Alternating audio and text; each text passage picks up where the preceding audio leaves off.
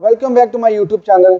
और स्पेन में summer window ख़त्म हो चुकी है और बार्सिलोना ने इस समर विंडो में क्या खोया और क्या पाया, इसी के बारे में हम बात करेंगे इस एपिसोड में।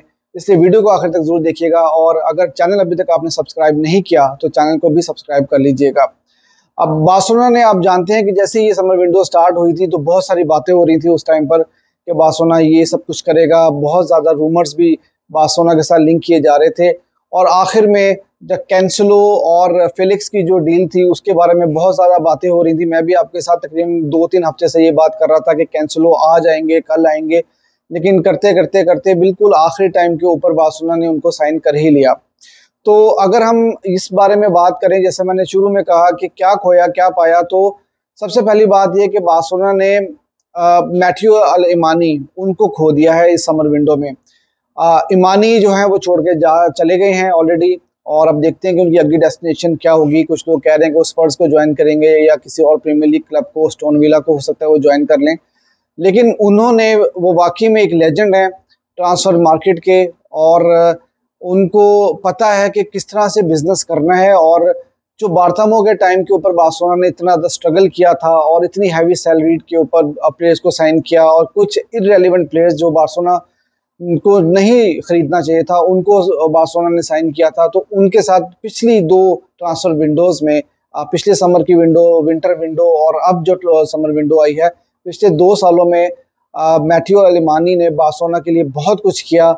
और बार्सिलोना जो है वो, मैं समझता हूँ कि उनका एहसानमंद होना चाहिए, क्योंकि उन्होंने जिस तरह से सफाई की है बार्सिलोना की, बार्सिलोना को फाइनेंशियली जो इश्यूज थे उन चीज़ों को अगर हम सामने ज़हन में रखें तो बार्सिलोना जो है वो वाकई में बहुत ज़्यादा स्ट्रगल कर रही थी।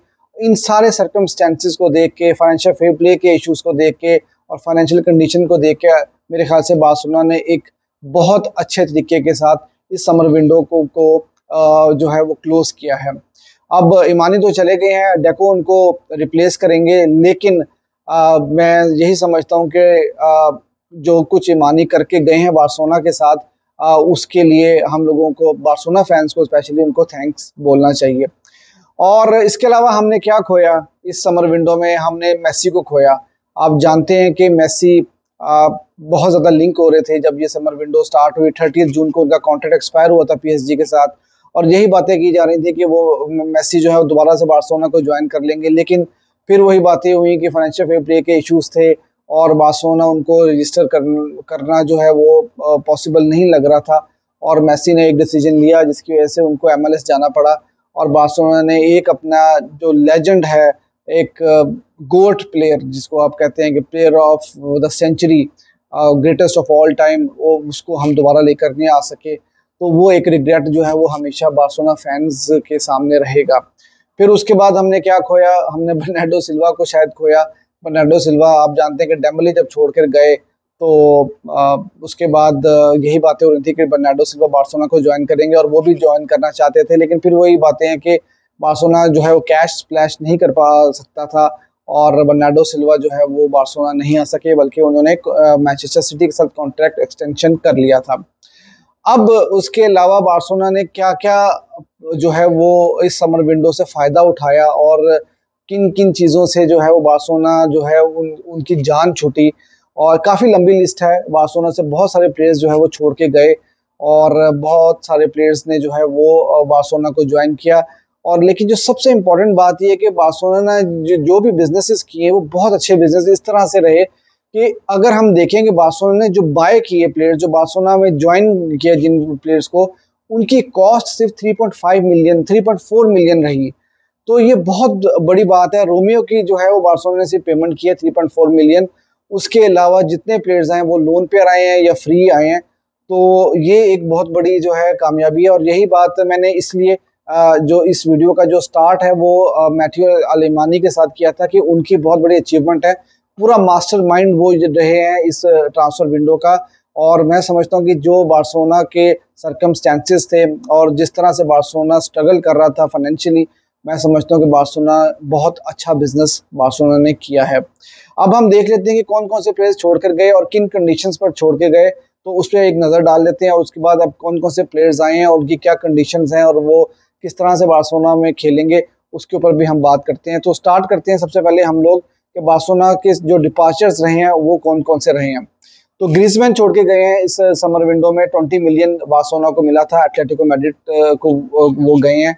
ट्रिंकाओ 7 मिलियन में वो गए हैं और प्लस 50% जो है अगर आगे उनका क्लब उनको सेल करेगा तो 50% बार्सिलोना को पैसा मिलेगा। उसके बाद बुस्केट्स है वो एंड ऑफ कॉन्ट्रैक्ट किया उन्होंने और वो MLS चले गए। उसके बाद एल्बा का कॉन्ट्रैक्ट टर्मिनेशन हुआ, फिर ओमिटीटी का कॉन्ट्रैक्ट टर्मिनेशन हुआ। उसके अलावा कोलाडो फ्री गए हैं, लेकिन अगर अगला क्लब में वो मूव करते हैं उससे आगे किसी और क्लब में तो 25% बार्सिलोना को मिलेगा। और उसके बाद निको गए हैं 8.5 मिलियन में, प्लस 40 मिलियन का रीपरचेज जो है वो बार्सिलोना को उनको 40% पेमेंट देगा और वापस लेकर आ सकता है उनको। टोरे गए हैं लोन के ऊपर और अरोहो ये दूसरे अरोहो हैं, ये लोन के ऊपर गए हैं। कैसी 12.5 मिलियन में अल अहली उन्होंने ज्वाइन किया। डेम्बले से बार्सिलोना को 35.4 मिलियन मिला PSG से।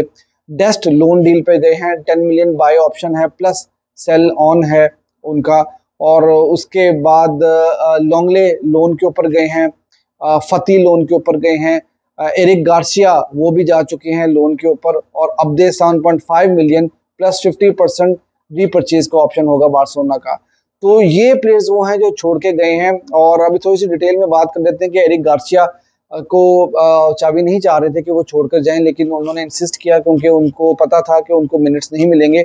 और चावी का जो प्लान था कि उनको CDM पोजीशन के ऊपर खिलाने के लिए था, लेकिन उनके क्लॉज में जब वो मैनचेस्टर सिटी से बार्सिलोना में आए थे तो उनके क्लॉज में ये बात लिखी गई थी कि अगर वो कहीं जाएंगे तो वो जिरोना ही जो है वो जाएंगे। एक क्लॉज था जिरोना के बारे में। तो वो लोन के लिए ऊपर गए हैं और वो वापस आ सकते हैं और उनकी लोन डील हुई है। इसी तरह फती की डील हुई है, मैं समझता हूँ वो भी बहुत अच्छी डील थी बार्सिलोना के लिए। वो लोन के ऊपर वो ब्राइटन गए हैं, स्पर्स को उन्होंने ज्वाइन नहीं किया। और ब्राइटन इसलिए क्योंकि ब्राइटन का स्टाइल थोड़ा सा बार्सिलोना से मिलता जुलता है और उनका कोच भी अच्छे हैं, पिछले 2 सीजन से वो अच्छा कर रहे हैं। आई होप कि वो काफी डेवलप होके आएंगे अगले सीजन में और बार्सिलोना को दोबारा से सर्व करेंगे, क्योंकि मुझे वो प्लेयर वाकई में बहुत ज्यादा पसंद है। उसके बाद अब्दे के बारे में भी आप जानते हैं कि वो पिछला मैच उनको विलारियल का खेलने को नहीं मिला था और मिनट्स नहीं मिल रहे थे, तो उन्होंने जो है वो बिल्कुल लास्ट मोमेंट पे रियल बेटिस को चूज किया और रियल बेटिस के साथ उनकी डील होगी और वो 7.5 मिलियन के साथ जो है वो चले गए हैं। अगर वो आगे किसी और क्लब को जाते हैं तो 50% जो है वो बार्सिलोना को पैसा मिलेगा और बार्सिलोना को रीपरचेज भी 50% पे ही होगी। तो ये थे वो प्लेयर्स जो छोड़ के गए हैं। और अब जो प्लेयर्स आए हैं इस समर विंडो में जिन्होंने बार्सिलोना को ज्वाइन किया, गुंडोगन एक बहुत बड़ी साइनिंग है बार्सिलोना के लिए, बहुत बड़ी एडिशन है। आप जानते हैं कि उनकी क्वालिटी के ऊपर कोई शक नहीं है, फ्री में वो बार्सिलोना आए। उसके बाद इनिगो मार्टिनेज आए हैं एटलेटिको बिल्बाओ से, वो भी बिल्कुल फ्री आए हैं। ओरियल रोमियो 3.4 मिलियन में बार्सिलोना ने इनको खरीदा। और आप जानते हैं कि ये हमें शुरू में ऐसे ही लग रहा था कि शायद बार्सिलोना ने जल्दबाजी की है, क्योंकि पहले अम्बरात के साथ, सोफियान अम्बरात के साथ जो है वो बार्सिलोना को लिंक किया जा रहा था, फिर उससे पहले ब्रूजोविच के साथ किया जा रहा था। लेकिन ओरियल रोमियो मेरे ख्याल से बहुत अच्छी साइनिंग है, अभी तक उन्होंने बहुत अच्छी परफॉर्मेंसेज दी हैं।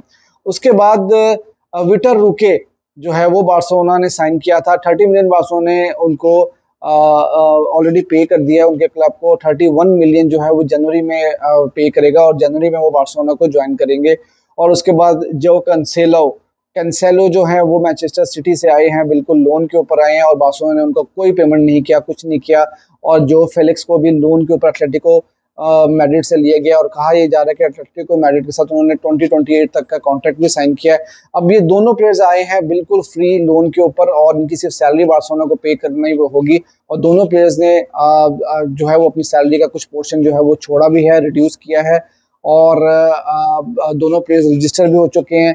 कैंसेलो को नंबर 2 पहनेंगे और जो फेलिक्स नंबर 14 की जर्सी बार्सिलोना की तरफ से पहनेंगे। और मैं समझता हूँ कि अब बार्सिलोना का स्क्वाड काफ़ी ज़्यादा बेहतर नज़र आ रहा है, क्योंकि कैंसेलो राइट साइड पे काफ़ी जो राइट बैक की पोजीशन के बेहतरीन प्लेयर हैं, बड़े शार्प प्लेयर हैं। और लेफ्ट साइड पे आपके पास बल्दे होंगे, तो दोनों का कम्बिनेशन जब बनेगा तो वो दूसरी टीमों के लिए वाकई में एक मुश्किल होगा। काफ़ी मैच्योर प्लेयर हैं कैंसेलो।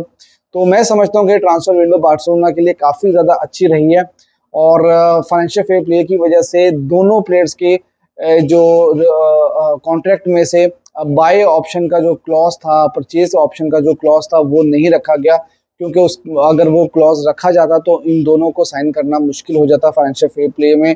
फिर वो वहाँ पे मार्जिन्स कुछ कम हो जाते। तो सैलरी कैप के इशू से, फाइनेंशियल फेयर प्ले के इशू से, और उसके अलावा जो इन्वेस्टर की तरफ से पैसा नहीं आ रहा था, जिसमें मैंने जहाँ तक मुझे ख्याल है कि 20 मिलियन जो है वो लापोर्ता ने अपनी सेल्फ गारंटी के ऊपर जो है वो ला लीगा को कहा था कि मतलब मेरी गारंटी है और आप इस गारंटी को अप्रूव करें। तो उस अप्रूवल के बाद से इन प्लेयर्स को जो है वो साइन किया गया है।